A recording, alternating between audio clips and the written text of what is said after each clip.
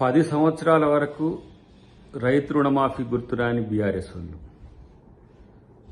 ఇలా ఏ విధంగా విమర్శిస్తుండ్రో చూడాల్సిన అవసరం ఉంది.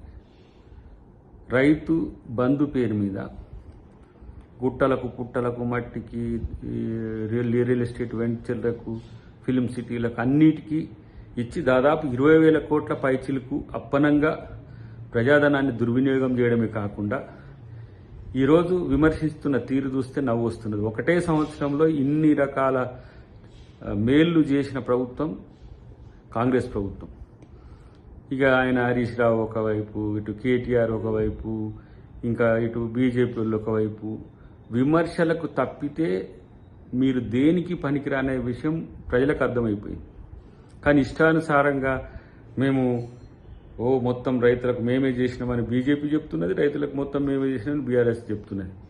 నిజంగా చెప్పాలంటే ఈ రెండు ప్రభుత్వాల కాలంలో, బీజేపీ బీఆర్ఎస్ ఉన్న ప్రభుత్వాల కాలంలో రైతులకు గడ్డు రోజులు ఉండే, రైతులు చాలా సమస్యల్లో ఉండే. ఇప్పటికి కూడా కేంద్ర ప్రభుత్వం రైతులకు చేస్తున్నది ఏంటి?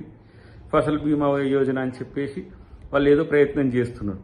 కానీ ఇలా రాష్ట్రాల్లో ఉండే రైతుల యొక్క సమస్యలు వాళ్ళకు పట్టవు. రైతులు ఇలా ఢిల్లీలో నడి రోడ్డు మీద ధర్నా చేస్తుంటే వాళ్ళని ఏ విధంగా చెదరగొట్టాలని విషవాయు ప్రయోగాలు చేస్తున్న పరిస్థితి అలా బీజేపీ ప్రభుత్వాన్ని.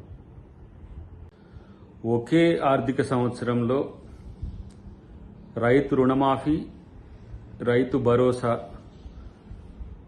ఇచ్చిన ప్రభుత్వంగా తెలంగాణ ప్రభుత్వం, కాంగ్రెస్ ప్రభుత్వం చరిత్రలోకి ఎక్కింది. రేవంత్ రెడ్డి గారి యొక్క కమిట్మెంట్ రైతుల పట్ల ఏ విధంగా ఉందో ఈ సంఘటన ప్రూవ్ చేస్తున్నది.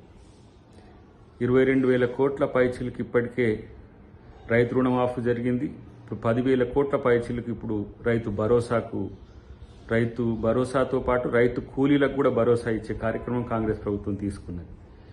ఇదే కాకుండా బోనస్, అన్ని పంటలకు మద్దతు ధరతో పాటు పంట నష్ట పరిహారం, రైతు బీమా కూడా ఇస్తున్న ఏకైక ప్రభుత్వం. వ్యవసాయ పనిముట్లకు కూడా సబ్సిడీలు ఇచ్చి డ్రిప్ లాంటి వాటిని కూడా మళ్ళా పునరుద్ధరించే కార్యక్రమం ఈ ప్రభుత్వం తీసుకున్నది.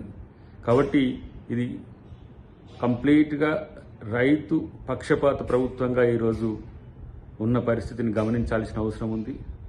ప్రతిపక్షాలు కూడా ఆ విషయాన్ని గమనంలోకి తీసుకోకుండా ఇష్టానుసారంగా మాట్లాడటం అనేది మాత్రం చాలా విచిత్రం.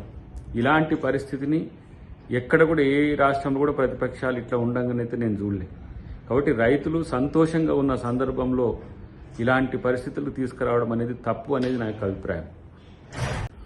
కాంగ్రెస్ ప్రభుత్వము మాటలు చెప్పడమే కాదు, ఆ పనిని చేసే ప్రభుత్వం. ఇది చేతల ప్రభుత్వం, చేతి గుర్తు ప్రభుత్వం. గుర్తుంచుకోండి, మీలాగా గులాబీ కమలంలాగా 2 చెవుల్లో పూలు పెట్టే ఎర్రి పుష్పాలు కాదు.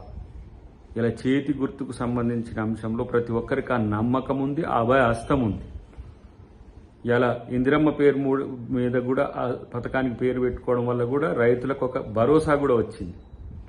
కాబట్టి ఇలా ఇష్టానుసారంగా మేమేదో చేస్తున్నామని చెప్పుకొని గఫాలు కొట్టే బీఆర్ఎస్ కానీ బీజేపీ కానీ మీరు ఏదైనా చెయ్యండి, వాళ్ళ కొరకు ఏదైనా చేసిన చరిత్ర మీద లేదు, వాళ్ళని దోచుకున్న చరిత్రే ఉంది.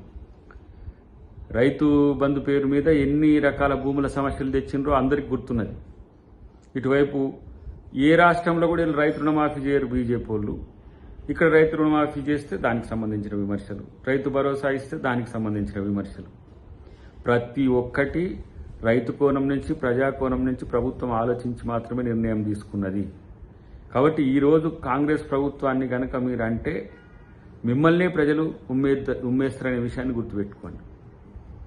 ఒకవైపు రాష్ట్ర ధనాన్ని దోచుకున్న దొంగలు మాట్లాడుతున్నారు, ఇంకొక వైపు రాష్ట్రానికి చిల్లి గవ్వయ్య అని కేంద్ర ప్రభుత్వ దొంగలు మాట్లాడుతున్నారు.